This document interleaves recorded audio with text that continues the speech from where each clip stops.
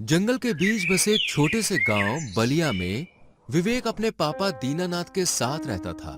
दीनानाथ पूरा दिन काम करते और पैसा कमाकर घर चलाते थे, जबकि विवेक अब कमाने योग्य हो गया था। फिर भी घर पर ही बैठा रहता था और लोगों की मदद करता रहता था। लेकिन दीनानाथ को यह बिल्कुल भी पसंद नहीं था। वो सोचते रहते थे कि विवेक काम करके पैसा कमाने लगे तो अच्छा रहेगा। एक दिन शाम होने पर दीनानाथ काम से घर लौटे और विवेक से कहा, विवेक, ये ले 50 रुपए, जाकर चावल ले आ।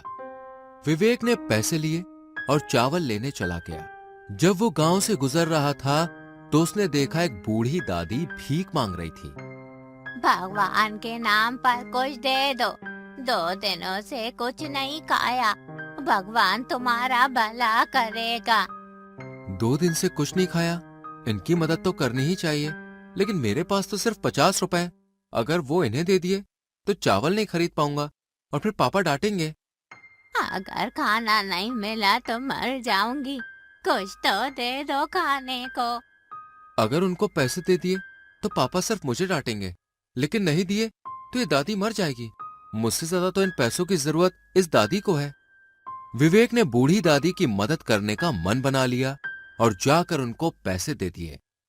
भगवान तुम्हारा भला करेगा बेटा, तुमने एक भूखी बुढ़िया को खाना खिलाकर बहुत पुण्य का काम किया है। शुक्रिया दादी। पैसे देने के बाद विवेक घर की ओर वापस लौट गया। चावल कहाँ है विवेक? चावल तो नहीं लाया। क्यों नहीं लाया? पैसे तो दिए थे तुझे। वो रास्ते में एक बूढ़ी दादी मिल गई, बेचारी बहुत भूखी थी तो पैसे उनको दे दिए। क्या? अरे तुझे चावल लाने भेजा था और तू किसी भिखारी को पैसे दे आया? हाँ पापा, उनको मदद की ज्यादा जरूरत थी। अरे बेवकूफ है क्या? तंग आ गया हूँ मैं तो तेरी इन आदतों से। कुछ लाने भेजता हूँ तो पैसे किसी को दे देता है, पूरा दिन इधर उधर भटकता रहता है, जंगल से फिजूल के पौधे लाकर दवाइयाँ बनाता रहता है। अरे जब से तेरी माँ एक्सीडेंट में मरी है तब से तुझे पाल पोस कर बड़ा किया और तू घर बैठे मुफ्त की रोटियां तोड़ रहा है। सॉरी पापा। मुझे तेरा कोई सॉरी नहीं चाहिए। तू जा और निकल जा यहाँ से। इतना बड़ा हो गया है और घर पर बैठा रहता है। लेकिन मैं आपको छोड़कर कहाँ जाऊंगा पापा? मुझे नहीं पता, लेकिन यहाँ से निकल जा। अरे जाकर कुछ काम धंधा कर और तभी वापस आना जब कुछ कमा ले। पापा की डांट सुनकर विवेक को बहुत बुरा लगा। वो तुरंत ही घर से निकल गया और शहर की ओर चल दिया। विवेक रात भर चलता रहा और सुबह होते होते शहर पहुंच गया। वहां उसने कई दुकानों पर काम के लिए पूछताछ की, लेकिन किसी को भी काम वाले की जरूरत नहीं थी। सबने मना कर दिया। विवेक जिस भी दुकान पर पूछता वहां से निराश ही लौटता। वो 2-3 दिनों तक शहर में काम ढूंढता रहा, लेकिन कहीं भी काम नहीं मिला। आखिरकार उसने फैसला किया, मुझे गांव वापस लौट जाना चाहिए। वहां जाकर पापा को काम में मदद करूंगा। वापस गांव लौटने का फैसला करके विवेक शहर से निकल गया। उसे गांव वापस जाने के लिए एक जंगल से गुजरना पड़ा। जब वो जंगल से गुजर रहा था तो उसके मन में एक बुरा ख्याल आया। अगर मैं खाली हाथ घर लौटा तो पापा घर में घुसने नहीं देंगे, ऊपर से डांटेंगे वो अलग, और कहीं काम भी नहीं मिल रहा। अब एक ही रास्ता है कि मैं इसी जंगल में अपनी जान दे दूं और इन सबसे मुक्त हो जाऊं। विवेक ने मन बना लिया कि वो मर जाएगा। तभी उसे थोड़ी दूर एक कुआं दिखा। वो तुरंत उस कुएं के पास पहुंच गया और उसमें कूदने के लिए ऊपर चढ़ गया। वो जैसे ही कूदने वाला था कि तभी उसे किसी की आवाज सुनाई थी। अरे ये किसकी आवाज है? लगता है कोई मुसीबत में है। मुझे उसकी मदद करनी चाहिए। वैसे भी मुझे मरना ही है, तो उसकी मदद करने के बाद ही मर जाऊंगा। विवेक तुरंत कुएं से नीचे उतर गया और जहां से आवाज आ रही थी वहां पहुंच गया। उसने जाकर देखा तो एक कच्चे मकान के पास सफेद कोट वाला एक आदमी जमीन पर गिरा हुआ था और तड़प रहा था। क्या हुआ आपको और कौन है आप? इस जंगल में क्या कर रहे हैं? मैं एक वैज्ञानिक हूँ, यहाँ एक प्रोजेक्ट पर रिसर्च कर रहा था, लेकिन गलती से एक जहरीला केमिकल मेरे शरीर में चला गया। जहरीला केमिकल? हाँ, और अब मैं ज्यादा देर जिंदा नहीं रहूंगा। आपको कुछ नहीं होगा, मैं आपको बचा लूंगा। विवेक तुरंत वहां से उठा और जंगल में चला गया। वहां से वो 2-3 प्रकार की कुछ औषधियां ले आया और उसे मसलने लगा। फिर उससे जो रस निकला वो वैज्ञानिक के मुंह में डाल दिया और थोड़ी ही देर में औषधियों ने अपना कमाल दिखा दिया। वैज्ञानिक थोड़ा स्वस्थ हो गया। तुमने तो सच में कमाल कर दिया, तुम्हारी दवाई काम कर रही है। हाँ, मैं 2-3 दिनों तक आपके साथ ही रहूंगा। अगर 2-3 दिन आप ये दवाई पिएंगे तो ठीक हो जाएंगे। जल्द ही 3 दिन बीत गए और वैज्ञानिक अब बिल्कुल स्वस्थ हो गया था। अगर तुम नहीं होते तो मैं कब का मर गया होता। तुमने मुझे नया जीवन दिया है। दरअसल मैं तो आत्महत्या करने ही जा रहा था। ये तो आपकी आवाज सुनी तो मैं रुक गया। आत्महत्या? लेकिन क्यों?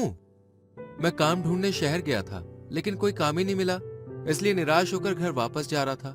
फिर सोचा कि खाली हाथ घर जाऊंगा तो पापा डांटेंगे। इससे अच्छा है कि मैं मर ही जाऊं।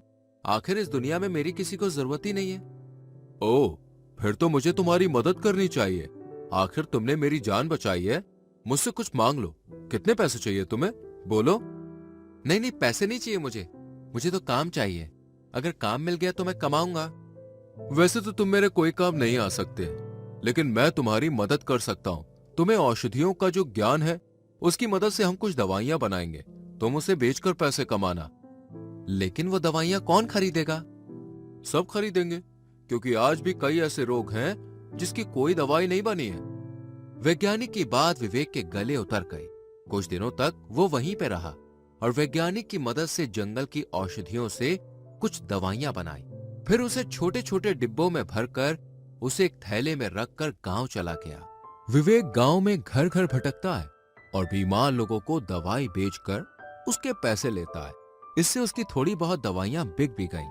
कई दिन बीत गए। इधर दीनानाथ सुबह सुबह खेत जाने के लिए निकले थे तो बीच में गांव का एक आदमी उन्हें मिल गया। अरे दीनानाथ जी, आपके बेटे ने तो कमाल कर दिया। मेरी बेटी कई दिनों से बीमार थी और ठीक ही नहीं हो रही थी, लेकिन आपके बेटे ने जो दवाई दी उससे बिल्कुल ठीक हो गई। मेरे बेटे ने? हाँ, वाकई में आपका बेटा तो कमाल है। विवेक की तारीफ करने के बाद वो आदमी वहां से चला गया।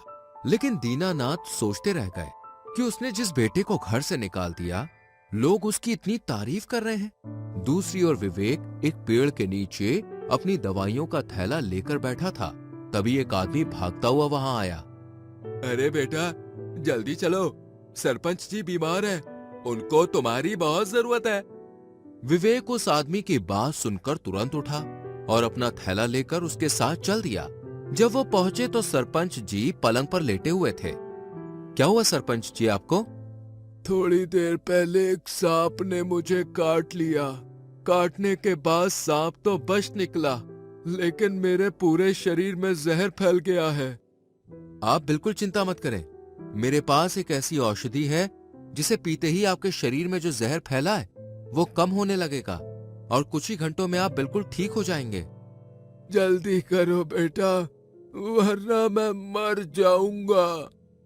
नहीं नहीं, मैं आपको कुछ नहीं होने दूंगा। तुरंत विवेक ने अपने थैले में से कुछ औषधियां निकाली और मसलने लगा। उससे जो रस निकला उसकी बूंदे उसने सरपंच जी को पिलाई। धीरे धीरे सरपंच जी के शरीर से जहर कम होने लगा। विवेक वहीं उनके पास रहा। 2-3 घंटे बीतने के बाद तो वो बिल्कुल ठीक हो गए। तूने कमाल कर दिया बेटा, तूने तो मेरी जान बचाई है। ये सब तो इन औषधियों का कमाल है। लेकिन उसका इस्तेमाल कहाँ करना है, उसका ज्ञान तो तेरे पास ही है ना? हाँ, वो तो है। आज मैं बहुत खुश हूँ। मांग, क्या दूं तुझे? मुझे कुछ नहीं चाहिए, मैं ऐसे ही खुश हूँ। अरे ऐसे कैसे? तुझे कुछ तो लेना ही पड़ेगा। तू रुक। ये कहकर सरपंच जी पलंग से उठे और जाकर कुछ रुपए ले आए। वो रुपए उन्होंने विवेक को दिए और कहा, इन पैसों से तू एक दुकान ले लेना और फिर वहां बैठकर दवाइयां बेचना। सरपंच जी की बात सुनकर विवेक खुश हो गया। लीजिए पापा, आपने बोला था ना कि पैसे कमाने के बाद ही घर पे आना। मैं पैसे कमा कर आया हूँ।